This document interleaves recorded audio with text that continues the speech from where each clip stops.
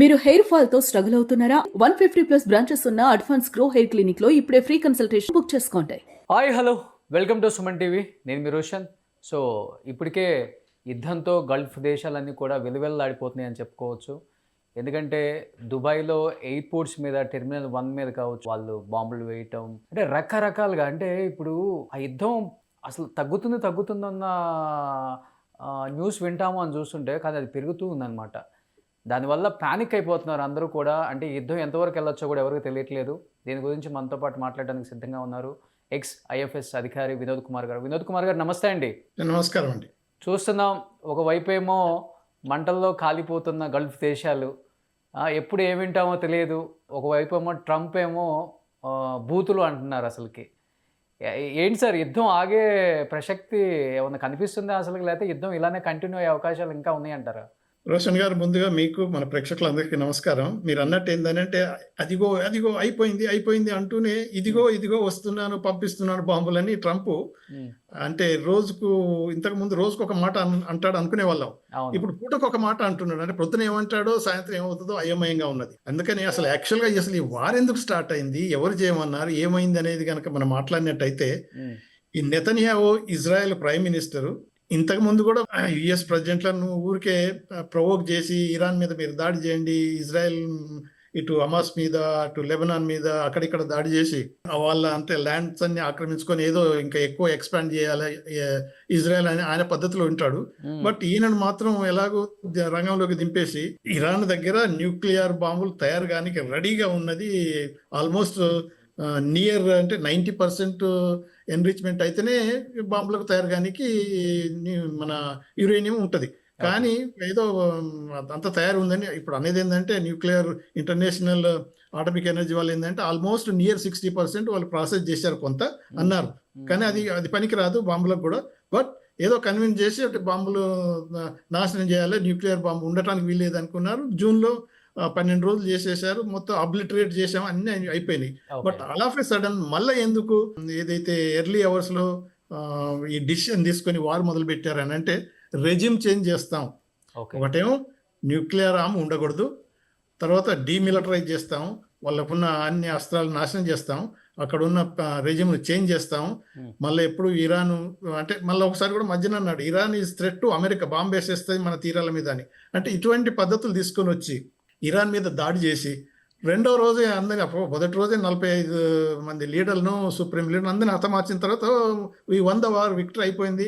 ఇరాన్లో ఏం లేదు, టార్గెటే ఏం లేదు అటాక్ చేయనీకి, అసలు లీడరే లేడు మాట్లాడనీకి. ఇటువంటి అన్ని తర్వాత ఇప్పటిదాకా 5 వారాలు అయిపోయి 6వ వారంలో ఎంటర్ అవుతుంది. ఎందుకు వార్ కంటిన్యూ అవుతుంది అని అంటే, ట్రంప్ ఒక మాటలు చెప్పాలంటే ఇరక్కపోయాను అనే పద్ధతిలో ఉంది. బట్ వినోద్ గారు, యాజ్ ఫర్ యువర్ ఇన్ఫర్మేషన్, అంటే ఎలా ఉంది సార్? తీవ్రత బాగా పెరిగిందంటారా, లేకపోతే అలానే కొనసాగుతుందంటారా సార్ అసలుకి? ఎందుకంటే తీవ్రత గురించి ఎవరికి అర్థం కావట్లేదు అసలుకి.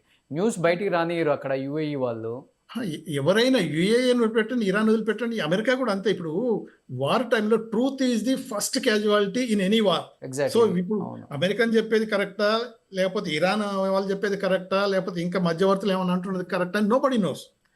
ఈవెన్ మీరు అనేది ఏంటంటే, అసలు వారు ఎస్కలేట్ అవుతుందా, తగ్గిపోతుందా అని అంటే, ఒకరోజు ఒక స్టేట్మెంట్ ఇచ్చేసి అంత అయిపోయింది, ఇరాన్ అగ్రి అయింది, రేపు ఎల్లుండి వార్ అయిపోతుంది అన్నట్టు ట్రంప్ స్టేట్మెంట్ ఇస్తాడు. మళ్ళీ నెక్స్ట్ డేనో లేకపోతే ఈవినింగ్ అంటాడు, I will bombard, I will destroy all these electricity installations, oil installation, infrastructure, బ్రిడ్జ్లు అవి కొట్టేస్తా అంటాడు అని. అంటే ట్రంప్ ఇప్పుడు ఏంటంటే మ్యాక్సిమం ప్రెషర్ ఇరాన్ మీద పెట్టి ఒక నెగోషియేటెడ్ డీలు చేసుకొని ఫేస్ సేవింగ్ పద్ధతిలో బయటపడిపోవాలని ఉన్నాడు. ఎందుకు అని అంటే, అన్నాం కదా, ఏలు పెట్టాడు, కాలిపోయింది. ఇప్పటిదాకా ఏ దేశం అమెరికాతోటి అంటే, ఆయన వెనిజువేలా పోయినాడు మిడ్-నైట్, గంట లోపల అది వెనిజువేలా ప్రెసిడెంట్ మదురోను కిడ్నాప్ చేసి తీసుకెళ్ళి అమెరికాలో జైల్లో పడేసింది. అంటే అలాంటిదే ఇక్కడ కూడా ఓవర్ నైట్ లేకపోతే 1 వీక్ అంటే ఎక్కువ జరగదు. ఈ 1 వీక్లో మొత్తం మనం ఇరాన్ డౌన్ చేసేస్తాం. అప్పుడు అన్నాడు కదా, Iran should surrender unconditionally, they should Neel down అని అన్నాడు కదా. కానీ వాళ్ళు అలా కాదు, వీళ్ళు ఇరానియన్స్ ఒక 20 ఏళ్ళ నుంచి ప్రిపేర్ అవుతున్నారు ఇటువంటి దాడి మా మీద చేస్తే మేము ఎలా ఎదుర్కోవాలనేది. ఓకే. మనం ఒకసారి వెనకకు పోయినట్టయితే 1979లో అమెరికన్ ఎంబసీని వాళ్ళు క్యాప్చర్ చేసేసి 444 రోజులు వాళ్ళ అంబాసిడర్తో పాటు అందరు డిప్లొమాట్స్ని బందీ చేశారు. ఓకే. అలాంటిది తర్వాత వాళ్ళని రిస్క్ చేయడానికి పోయిన విమానాలు కూడా కొలగొల్చారు. ఓకే. నిన్నగా ఇప్పుడు మనం చూస్తున్నాం, ఎందుకంటే వాళ్ళ దగ్గర వచ్చిన ఆఫీసరు ఇప్పటిదాకా వాళ్ళు అమెరికన్ వాళ్ళు మేము రిస్క్ చేసి తీసుకెళ్ళామంటున్నారు, కానీ ఇరానియన్స్ అంటారు ఇంకా మేము వెతుకుతూనే ఉన్నాం, ఇక్కడే ఉన్నాడని. అంటే అసలు ఏంటి సార్ వాళ్ళ టార్గెట్ ఏంటి అసలు వినోద్ గారు? అదే వచ్చింది. ఇప్పుడు ట్రంప్ ఒక రోజుకి వచ్చి ఇది గోల్ పోస్ట్, ఈ రోజు ఇది ఉంటే రేపు అది ఉంటుంది, పొద్దున ఇది ఉంటే సాయంత్రం అది ఉంటుంది. ఓకే. అది ఏం గోల్ పోస్ట్ లేవు. అందుకనే ఏదన్నా ఒకటి ఓకే మనకి ఇది టార్గెట్ అన్నప్పుడు అచీవ్ చేసామా లేదా అనేది ఉంటుంది. టార్గెట్ లేకుండా రోజుకొకటి మారుస్తూ యుద్ధం చేస్తున్నప్పుడు ఇప్పుడు ఏమంటాడు, ఇరాన్ ఏది ఒక 15 పాయింట్లు పెట్టాడు. 15 పాయింట్లు పెట్టేసి అంటే అన్కండిషనల్లీ సరెండర్ కావటం అనేది, వాళ్ళున్న న్యూక్లియర్ ప్రాసెస్ ఏదైతే ఉన్నదో సివిలియన్ పర్పస్ కూడా ఉపయోగించుకోవడానికి వీలేదు, అది మొత్తం సరెండర్ చేయాలి. ఆయన తీసుకుంటాడు అంటే ఇప్పుడు 450 కిలోలు అంటాడు, ఒకసారి 650 అంటాడు, ఒకసారి ఇంకా ఏదో అంటాడు. ఆ న్యూక్లియర్ మెటీరియల్ అంతా హ్యాండ్ ఓవర్ చేయాలి, మాకు ఇచ్చేయమంటాడు. ఓకే. తర్వాత ఇప్పుడు ఆర్మూజ్ ఉన్నది, ఆర్మూజ్ వీళ్ళు క్లోజ్ చేశారు, మీరు ఓపెన్ చేయాలి, చేయకపోతే అదే రేపు వరకు డెడ్ లైన్ ఇచ్చారు. అది కనుక ఓపెన్ కాకపోతే మీ కంట్రీని అసలు మొత్తం లేపేస్తానని అని, మీ ఎలక్ట్రిసిటీ బంద్ చేసి అంధకారంలో స్టోనేజ్కి పంపిస్తాను అనేది పిచ్చిగా మాట్లాడి, అఫ్ కోర్స్ ఇక మీరు అన్నట్టు ఆ దుర్భాషలతో పాటు అది ఒక ప్రెసిడెంట్ ఆఫ్ అమెరికా, ఒక America president first time I think ఇలా ఒక వ్యక్తి మాట్లాడటం ఇంతవరకు ఎప్పుడు చూడలేదు కూడా, హిస్టరీలో లేదు ఇలా. అందుకనే కనీవిని ఎరగని పద్ధతిలో పోతున్నాడు ట్రంప్. ఏంటంటే హిస్టరీలో నిలబడిపోతాను అన్నాడు. హిస్టరీలో నిలబడిపోయేటోళ్ళు ఎవరెవరు ఉన్నారంటే అటు హిట్లర్ ఉన్నాడు, ఇటు స్టాలిన్ ఉన్నాడు. ఇప్పుడు ఈయన ఏం చేశాడంటే మిడిల్ ఆఫ్ ద వార్లో chief of the army staff జనరల్స్ను డిస్మిస్ చేసింది హిట్లర్ చేశాడు, తర్వాత స్టాలిన్ చేశాడు, ఇప్పుడు ఈయన చేశాడు. నేను కాక మొన్న మొత్తం chief of the army staff తీసేశాడు, 4 జనరల్స్ కూడా ఉడిపికేసేసాడు. అని అంటే వాళ్ళంతా అబద్ధం చెప్పకుండా నిజం చెప్తున్నారు కాబట్టి యూఆర్ అన్ఫిట్ అంటున్నాడు. ఇటువంటి వార్ చేయటం అవసరం కాదు, వార్లో మళ్ళీ సోల్జర్స్ అక్కడ నింపొద్దు, సోల్జర్స్ కనుక అక్కడ నింపితే అమెరికన్ సోల్జర్స్ వియత్నాం మళ్ళీ రిపీట్ అవుతుందని మన ఇరానియన్ స్పీకర్ ఓపెన్గా చెప్పాడు.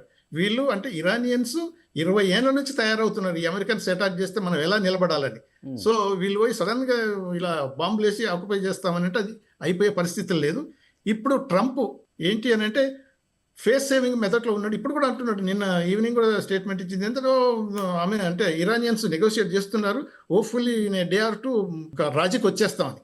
కానీ ఇరానియన్స్ అనేది ఏమంటే మేము నెగోషియేషన్లో లేము, మీరు ఏదో అనుకుంటున్నారు కానీ ఇప్పుడు వాళ్ళు క్లియర్ అదే ఇప్పుడు యుద్ధం మీరు మొదలు పెట్టారు, అంతం మేము చూపిస్తామని ఇరానియన్స్ ఆ పద్ధతిలో వచ్చేసారు. కానీ దీనివల్ల ఇండియా ఏం కోల్పోతుంది అంటే ఇప్పుడు ఎల్పిజి కావచ్చు, లేకపోతే పెట్రోల్ డీజిల్ కావచ్చు, ఇంతకు మించి యుఏఈ కంట్రీతో కూడా పెద్దగా సంబంధాలు అంటే ఎక్కువ ఇదే ఉంటుంది. ఇంపోర్ట్ ఎక్స్పోర్ట్స్ ఎక్కువ జరిగేది కూడా అక్కడి నుంచి అదే కదా సార్. కానీ ఇండియాకి ఏంటి సార్ అతి పెద్ద లాస్ ఏముంది యుఏకి భారీ నష్టం వల్ల? రోషన్ గారు అదే మీరు అంటున్నది ఏదో ఎలక్ట్రిసిటీ, ఏదో గ్యాస్, లేకపోతే ఏదో ఆయిల్ గురించి కాదు. 1 కోటి మంది ప్రజలు ఇండియన్ కార్మికులు అక్కడ గల్ఫ్లో పనిచేస్తున్నారు. 35 బిలియన్లకు పైగా మనకు ఫారెన్ ఎక్స్చేంజ్ రెమిటెన్స్ వాళ్ళు పంపిస్తున్నారు. ఇప్పుడు వాళ్ళందరికీ వాళ్ళ సేఫ్టీ అండ్ సెక్యూరిటీ చాలా ఇంపార్టెంట్. దాని తర్వాత మనం వెనక పోయి చూసినట్టయితే కువైట్ వార్ అవుతున్నప్పుడు, ఇరాక్ వార్ అవుతున్నప్పుడు లక్షల మందిని మనం ఎవాక్యుయేట్ చేసి తీసుకొచ్చి ఇండియాకి పెట్టాం. వాళ్ళందరినీ సెటిల్ చేయడానికి ప్రాబ్లమ్స్ అన్ని ఆల్మోస్ట్ ఒక 10 ఏళ్ళు పట్టింది. సో ఇప్పుడు కూడా ఇంతమందిని వాళ్ళంతా సేఫ్టీ సెక్యూరిటీ తర్వాత వాళ్ళని ఒక ఎవాక్యుయేట్ తీసుకొస్తే వాళ్ళ ఇంటిగ్రేషన్ ఎలా ఉంటుంది, దాని తర్వాత మన ఎక్స్పోర్ట్స్ ఈ గల్ఫ్ కంట్రీస్ నుంచి మనం ఎంత తీసుకుంటున్నాం, ఆల్మోస్ట్ మన వస్తువులు కూడా మనం ఎక్స్పోర్ట్ చేస్తున్నాం. దుబాయ్ అని అంటే మన ఇండియాలో ఉన్నట్టే ఉంటుంది కదా, మీకు తెలియదు ఏముంది, మన అన్ని వస్తువులు అక్కడ పోతుంటాయి. దాని ద్వారా ఎన్నో అంటే చిన్న కంట్రీలతో పాటు మనం చూసుకున్నట్టయితే బోల్డ్ అంతా మన ఎక్స్పోర్ట్ ఇంపోర్ట్స్ ట్రేడ్ కూడా చాలా దెబ్బతింటుంది.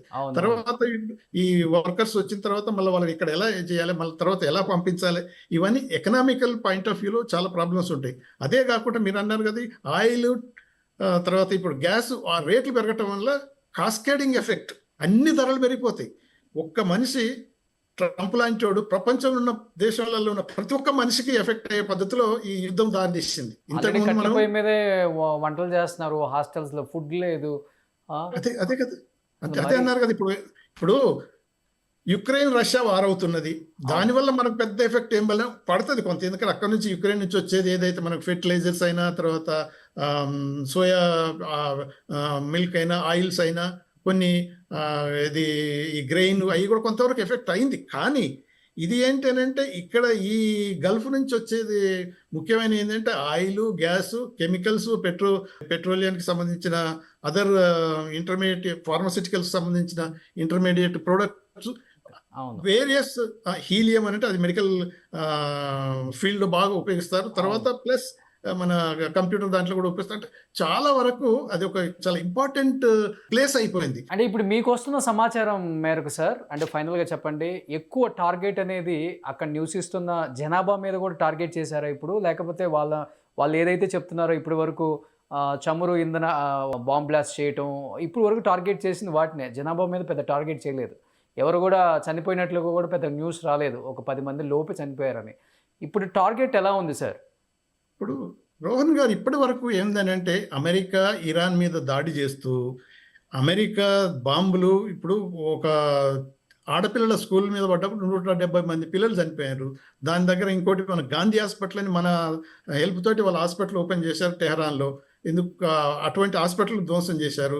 ఇటు ఇన్ఫ్రాస్ట్రక్చర్ అన్ని బిల్డింగ్స్ అన్ని కూలగొడుతున్నారు. అయితే ఇప్పుడు ఇరానియన్స్ ఏం చేశారంటే వాళ్ళ మిగతా గల్ఫ్ అంటే జీసీసీ కంట్రీస్, గల్ఫ్ కంట్రీస్ను డైరెక్ట్ అటాక్ చేయటం కాదు, ఆ గల్ఫ్ కంట్రీస్లో ఉన్న అమెరికా స్థావరాలను వాటి మీదనే మేము అటాక్ చేస్తున్నాం అన్నారు.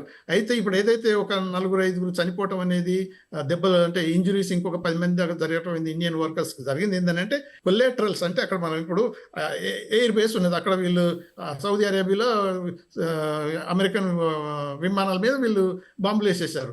అటువంటిప్పుడు అక్కడ పనిచేస్తున్న మన వాళ్ళకు కొంతమంది దెబ్బ తగిలింది తప్ప వీళ్ళు ఇప్పటి వరకు టార్గెట్ సివిలియన్ అసెట్స్ను వీళ్ళు టార్గెట్ చేయలేదు.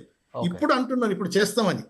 ఎందుకు అని అంటే అమెరికా గనక ఎలక్ట్రిసిటీ ప్లేసెస్ను, తర్వాత ఆయిల్ రిజర్వ్స్ను, తర్వాత డీసాలినేషన్ పంప్ సెట్స్ ఏదైతే ఉన్నాయో అక్కడంతా కొన్ని వాటర్ చాలా ఇంపార్టెంట్ కదా, ఆ డీసాలినేషన్ ప్రాజెక్ట్స్ను కనుక వాళ్ళు కనుక నాశనం చేసేస్తే, ఆ బ్రిడ్జెస్ను కూడా కూలగొట్టినట్టయితే మేము కూడా జీసీసీ కంట్రీస్లో ఉన్న అమెరికన్ అసెట్స్తో పాటు మిగతా ఇన్ఫ్రాస్ట్రక్చర్, ఎందుకంటే అమెరికన్ అసెట్స్ అంటే అమెరికన్స్ ఇప్పుడు ఒక 10,000 మంది దాకా ట్రంప్ అక్కడికి పంపిస్తున్నాడు భయపెట్టనీకి అంటాడు. తర్వాత ఏదో బూట్స్ ఆన్ గ్రౌండ్ అనే సోల్జర్స్ దింపుతాను ఇరాన్ భూభాగంలో అంటున్నాడు. అటువంటి అప్పుడు ఇది ఇరాన్ రిటాలియేట్ అయితే చాలా వరకు ఇది మామూలుగా ఇన్ఫ్రాస్ట్రక్చర్, తర్వాత ఈవెన్ సివిలియన్ డెత్స్ కూడా జరగవచ్చు ఈ గల్ఫ్ కంట్రీస్. కానీ ఎప్పటి వరకు కంటిన్యూ అయ్యే అవకాశం ఉంది? ఇంకా యుద్ధం అనేది తగ్గుముఖం అయితే పట్టే అవకాశం లేదంటారు మీరు చెప్పేదాన్ని బట్టి. ఇంకా అంటే ఇప్పుడు అదే అంటున్నాం, ఇప్పుడు ట్రంప్ అంటే అన్ప్రిడిక్టబుల్ పర్సన్, ఎవ్రీథింగ్ అన్సర్టెన్. ఇప్పుడు మొన్నదాకా ఏమన్నాడు, ఓకే రేపుండి ఎల్లుండి ఆల్మోస్ట్ వాళ్ళు సైన్ చేసేస్తారు, తగ్గిపోతుంది 1 వీక్లో అన్నాడు. ఇది సెకండ్ వీక్ నడుస్తూనే ఉంది. మళ్ళీ మొన్న స్టేట్మెంట్ ఇచ్చింది, స్టేట్ ఆఫ్ హార్ముజ్ కనుక ఓపెన్ చేయకపోతే మిమ్మల్ని అంతా ధ్వంసం చేసేస్తాను, హెల్ విల్ బ్రేక్ ఆన్ యువర్ అంటే ఇరాన్లో అన్నాడు కదా.